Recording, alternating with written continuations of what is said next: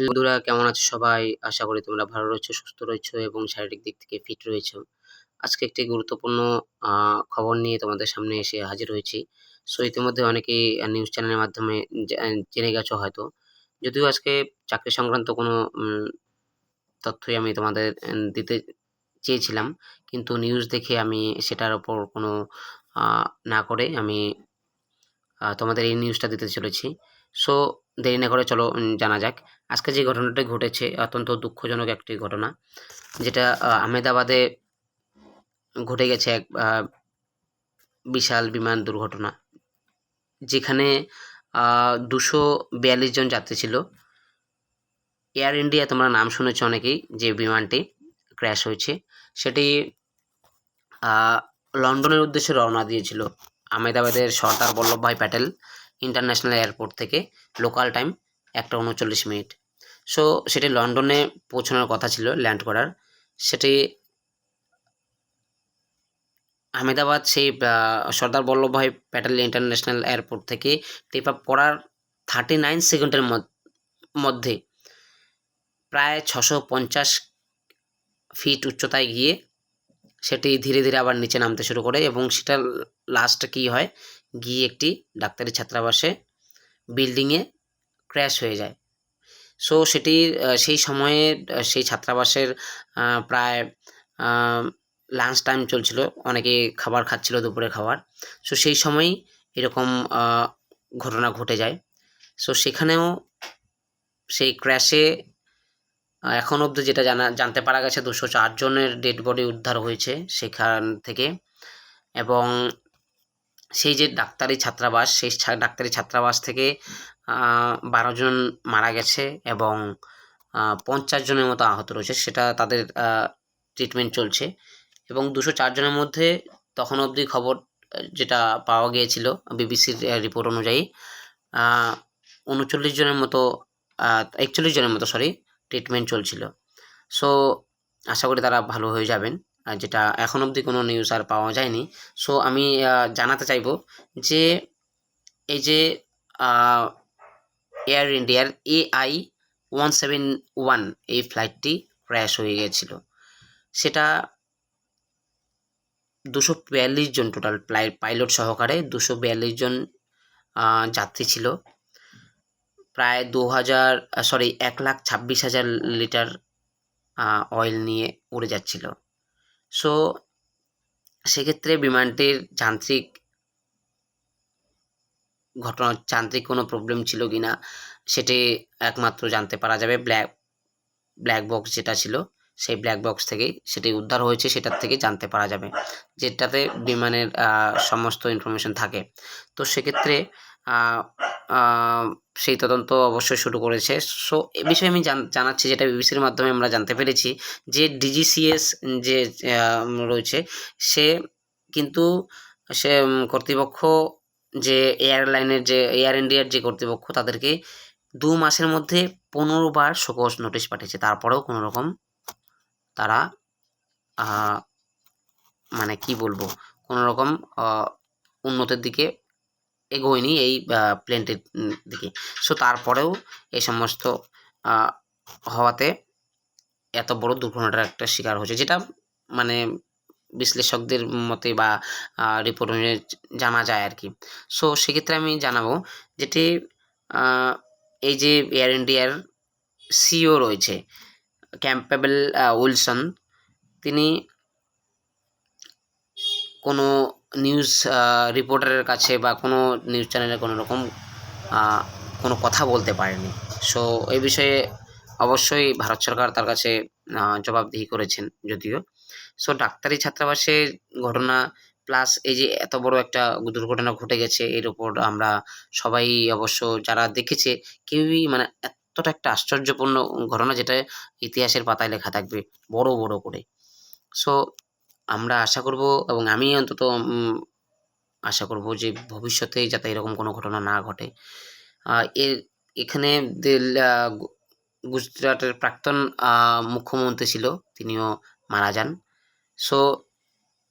এরকম এই যে এত সংখ্যক মানুষ মারা গেছে, এর পেছনে এই বিমান ক্র্যাশের পেছনে কী রয়েছে সেটা একমাত্র ব্ল্যাক বক্স থেকেই জানতে পারা যাবে। সো এর মধ্যেই একজন বেঁচে ফিরেছেন, যিনি ভগবান, মানে কি বলবো, নাম ওনার বিশ্বাস কুমার রমেশ, তিনি এই যে ছবি দেখতে পাচ্ছেন, এটি হচ্ছে তার ছবি, এটি তার টিকিট, যেটা উনি ছিলেন সেই বিমানের 11A সিটের মধ্যে। এই যে ওনার টিকিট, দেখতেই পাচ্ছেন ছবি, এখানে বিমানটি কী হারে সেই বিল্ডিংয়ে ক্র্যাশ করেছে, চিত্র তা দেখতে পাচ্ছেন। এবং এর ভেতরে থাকা যে ডাক্তারি ছাত্রাবাস, এর ভেতরে থাকা মানুষের তাহলে কী অবস্থা হয়েছে সেটা ভাবতেই পারছেন। 50 জনের মতো আহত হয়েছে এবং 12 জন মারা গেছে, যেটা রিপোর্ট অনুযায়ী বলা যাচ্ছে। সো তোমাদের আমি বিবিসির নিউজ হিসেবে একটু ডিটেলসে দেখিয়ে দিচ্ছি। এখানে দেখতেই পাচ্ছ, এখানে গৃহমন্ত্রী অমিত শাহ ডাক্তার সেখানে গিয়ে তাদের সাথে ভিজিট করেছেন অলরেডি। ব্রিটিশ ম্যান অনলি, তিনি যিনি বেঁচে আছেন তিনি ব্রিটিশ মানুষ একমাত্র, তিনি বেঁচে ফিরেছেন। বিশ্লেষকরা যারা ভাবছেন যে তিনি কীভাবে, যে জানলার পাশে ছিল, তাদের মতানুসারে তারা বলছে, আইডিয়া করে বলছে কীভাবে, সেটা তো অবিশ্বাস্য, কেউই বিশ্বাস করতে পারছে না। কিন্তু এমন একটা ভয়ানক দুর্ঘটনার পরে, প্লেন ক্র্যাশ করার পর উনি যে বেঁচে ফিরেছেন, সেটাই ভগবানের কাছে অনেক অনেক, মানে কি বলবো।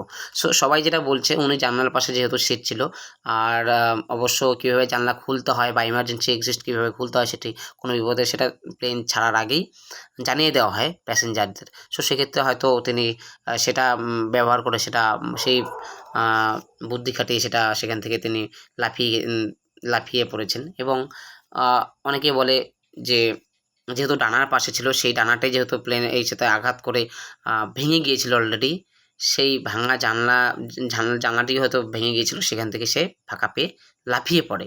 সো তারপরে তিনি ওই রকম অবস্থায়, প্রায় বলা চলে সেরকম কোনো ইনজুর্ড হয়নি, বা কোনো বার্ন হওয়ার, কোনো পুড়ে যাওয়ার কোনো রকম দেখা যায়নি। সো এখানে যে দেখুন, এখানে বলেছে প্রায় 200 জন পিপল, দেখুন প্রায় 200 জন পিপল, অ্যাটলিস্ট 200 পিপল মারা গেছে, ঠিক আছে, ইন্ডিয়ান ক্র্যাশ এসে হয়ে গেছে। তো তার মধ্যে দেখুন 169 জন ছিল ইন্ডিয়ান, ঠিক আছে, ইন্ডিয়ানের 100 জন ছিল, 53 জন ছিল ব্রিটেনের, আর তার মধ্যে কানাডিয়ান ছিল, পর্তুগিজ ছিল, এত সংখ্যক টোটাল 242 জন মানুষ ছিল, তার মধ্যে একজন বেঁচে ফিরেছেন। সো ভগবান ওনার দীর্ঘায়ু করুন। এবং বাকি যারা এখনও সার্ভাইভ হয়নি লাস্ট রিপোর্ট অনুযায়ী, আশা করব ভগবান তাদেরকে সকুশল ফিরিয়ে আনবেন। এবং সে বিষয়ে আমি জানাচ্ছি, একটা টোল ফ্রি নাম্বার দিয়েছে, যেখানে তার পরিবার বা কেউ কল করে তাদের সম্পর্কে কোনো বিস্তারিত কিছু তথ্য যদি জানতে চায়, সে বিষয়ে জানতে পারবে। যেখানে টোল ফ্রি নাম্বারটা এখানে দিয়ে দিয়েছে 0207 এই নাম্বারে।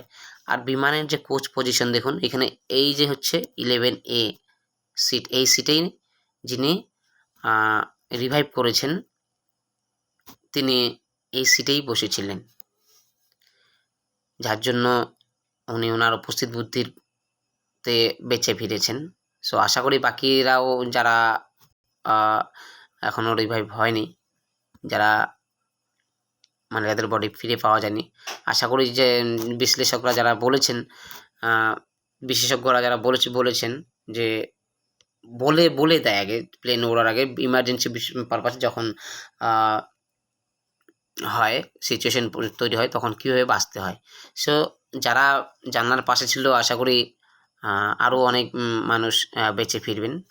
সো বিবিসি লাস্ট অবধি যেটুকু রিপোর্ট দিয়েছে, সেই হিসাবে আমি তোমাদের জানালাম একটু শর্টের মধ্যে। অনেক কিছুই রয়েছে, তোমরা এরপরে নিউজ আশা করি তোমরা দেখে নেবে, কোনো অসুবিধা নেই। কিন্তু যে ঘটনাটি ঘটেছে অত্যন্ত দুঃখদায়ক, বেদনাদায়ক, এর ওপর আর কিছু বলা যায় না। সো আমরা সমস্ত ভারতবাসী এবং বিশ্ববাসী অবশ্যই এতে মর্মাহত। সো ভালো থাকবেন সবাই, সুস্থ থাকবেন। জয় হিন্দ, গুড নাইট।